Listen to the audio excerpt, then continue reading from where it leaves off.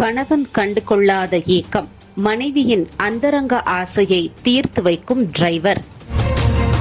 பரபரப்பான நியூயார்க் நகரில் ஒரு பணக்கார பிசினஸ்மேன் ஆலிவரும் அவரின் மனைவி ஹேன்னாவும் காரில் பயணிக்கின்றனர். காரில் ஆலிவர் வெளியே சென்ற நேரம் பார்த்து ஹேன்னாவிற்கு முத்தம் கொடுக்கிறான் டிரைவர் ஜேசன். அவள் எதிர்பார்க்காத நேரத்தில் இந்த சம்பவம் நடந்ததால் ஜேசனை ஹேன்னாவால் தடுக்க முடியவில்லை. இதில் அவளின் உதட்டுச் சாயம் களைய உடனே தன் கணவன் வருவதற்குள் சுதாரித்து அதை சரி செய்கிறார். அதற்குள் ஆலிவர் திரும்ப காருக்குள் வர பயந்து போகிறாள் ஹேன்னா.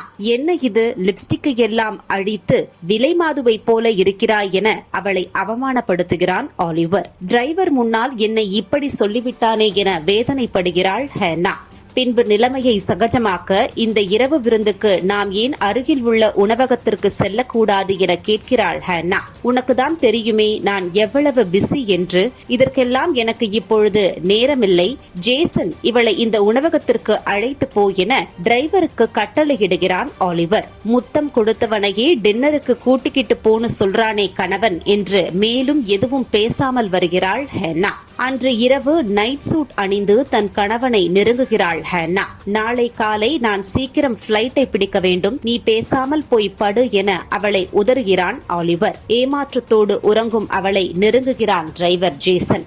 முத்தமிட முயற்சிப்பவனை தடுக்க முடியாமல் திணறுகிறாள் ஹேன்னா. சுதாரித்து அவனை விட்டு விலகும் போதுதான் உணர்கிறாள் அது கனவு என்று. கடவுளே, ஏன் எனக்கு இப்படியெல்லாம் நடக்கிறது என்று வருத்தத்துடனேயே உறங்கிப் போகிறாள் ஹேன்னா.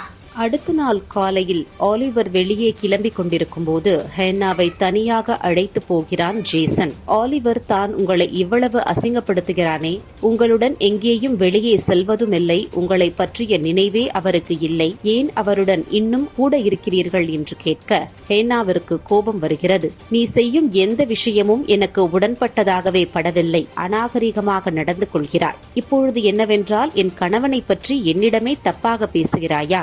எதற்காக இப்படியெல்லாம் நீ நடந்து கொள்கிறாய் என்று திருப்பி கேட்கிறாள் ஹேன்னா. நான் செய்வதற்கு எல்லாம் ஒரு காரணம் இருக்கிறது, முதலில் சொல்லுங்கள், ஏன் இன்னும் அவனை நம்புகிறீர்கள் என்று கேட்க, நீ நினைப்பது போல் எல்லாம் இல்லை, நாங்கள் இருவரும் பல வருடங்களாக காதலித்து அவரை நம்பித்தான் திருமணம் செய்து கொண்டேன். அவர் மேல் எனக்கு எந்த ஒரு கோபமும் சந்தேகமும் கிடையாது என்று கூறுகிறாள். அவன் உன்னை நன்றாக ஏமாற்றுகிறான், நம்பவில்லை என்றால் காரின் டிக்கியில் மறைந்து கொள், இன்று அவன் முகத்திரையை நான் கிழிக்கிறேன் என்று ஜேசன் கூற, அவன் சொன்னதை நம்பாமல் இருந்தாலும் தன் கணவன் ஏன் தன்னுடன் அன்பாக இருக்கவில்லை என்ற ஆதங்கம் ஹேன்னாவிற்கு இருந்ததால் ஆலிவர் எங்கேதான் செல்கிறான் என்பதை கவனிப்பதற்காக காரின் டிக்கியில் மறைந்து கொள்கிறாள் ஹேன்னா. ஆலிவர் வர எங்கே செல்ல வேண்டும் என கேட்கிறான் டிரைவர். எங்கே போனும்னு உனக்கு தெரியாதா, வா கிளம்பலாம் என்று சொல்லுகிறான் ஆலிவர். கார் புறப்படுகிறது. நேராக ஒரு பெண்ணின் வீட்டில் போய் நிற்கிறது ஆலிவரின் கார். வெளியே வரும் ஒரு பெண்ணை பார்த்து கட்டி இணைத்து முத்தம் கொடுக்கிறான் ஆலிவர். உடனே கார் டிக்கியை ஓபன் செய்து ஹேன்னாவை வெளியே வர வைக்கிறான் ஜேசன். இவர்களை பார்த்ததும் இதற்காகத்தான் என் மேல் எப்ப பார்த்தாலும் கோபத்தோடு இருக்கிறாயா என்று கேட்க என்ன சொல்வது என்று தெரியாமல் விழிக்கிறான் ஆலிவர். ஒரு நிமிடம் நான் சொல்வதை கேள் என்று ஹேன்னாவிடம் கேட்கிறான் ஆலிவர். இனிமேல் உன்னை எப்பவும் நம்ப மாட்டேன், உன்னிடமிருந்து எனக்கு கிடைக்க வேண்டியது விவாகரத்து மட்டும்தான் என்று டிரைவருடனே வந்த வேகத்திலேயே அந்த காருடன் திரும்பி போகிறாள் ஹேன்னா.